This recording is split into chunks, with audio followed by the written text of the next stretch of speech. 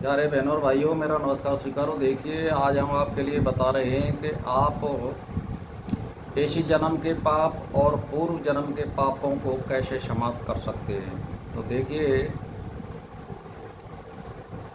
पूर्व जन्म के जो पाप होते हैं वो नित्य नैमित्तिक कर्म करने से समाप्त होते हैं। नित्य नैमित्तिक कर्म का मतलब होता है कि आप दोनों समय दीर्घकाल और निरंतर और हमेशा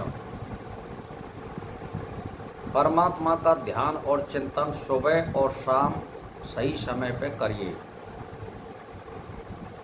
तो आपके जो अनदेखे जो पाप हैं, जो आपने देखे नहीं हैं, लेकिन जो हमारे अंदर ये जीवात्मा बैठी हुई है ये जानती है, परमात्मा जानता है, तो वो पाप नित्य नैमित्तिक कर्म करने से समाप्त हो जाते हैं।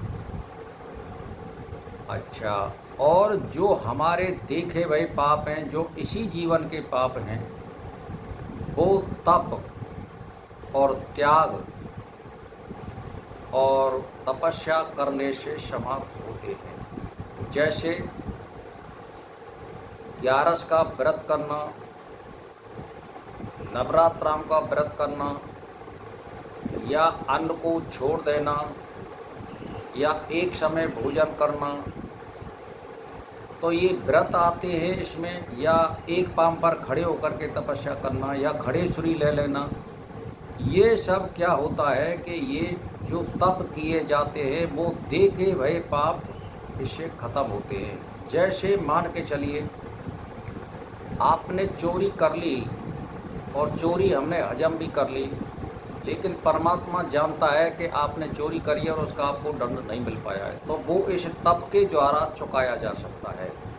जैसे 11 का व्रत करना, मंगलवार का व्रत करना, या बृहस्पति का करना, यानी आप जिस व्रत को करना चाहें, सोमवार आदि या 11 आदि, इसका मतलब भी यही है कि देखे हुए पापों को ये समाप्त करता है। या एक पांव से खड़े होकर के तपस्या करना, या एक हाथ को ऊपर को उठा करके तपस्या करना, प्राणायाम करना, या एक समय भोजन करना, ये जो त्याग और तप है, इनसे देखे भये पाप समाप्त होते हैं और जिनका हमको दंड नहीं मिल पाया है। तो ये देख लीजिए। तो इसी तरह से समीकरण बैठाया गया है कि आप नित्य नैमित्तिक कर्म करने से अनदेखे पाप खत्म होते हैं, और व्रत और उपवास या खड़ेश्वरी लेना या समाधि करना, या मतलब यह है कि एक हाथ को ऊपर को खड़ा करके तपस्या करना, ये सब जो है ये तप में आते हैं और इनसे देखे भय पाप समाप्त होते हैं। तो भाई और बहनों, आप इस समीकरण को बैठाते हुए इस जन्म के पाप और पिछले जन्म के पाप इस प्रकार से ख़त्म होते। जैसे मैं आपके लिए बता दूं, उदाहरण के तौर पर, आपको नहाने से पुण्य नहीं मिलता है, लेकिन अगर स्नान नहीं करोगे तो पाप लग जाएगा। ये नित्य नैमित्तिक टाइम है, ये आवश्यक क्रिया है, ये करनी पड़ती है। तो इसीलिए परमात्मा का ध्यान और चिंतन दीर्घकाल और निरंतर दोनों समय किया जाता है।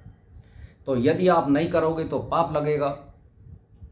इसी प्रकार आप सही समय पर नहीं नहाएंगे तो आपको पाप लगेगा, और नहा लेंगे तो आपको पुण्य मिलेगा नहीं। ये सीधी सी बात है। इनका ये समीकरण है, वेदांत का विचार है, ये मेरा नहीं है।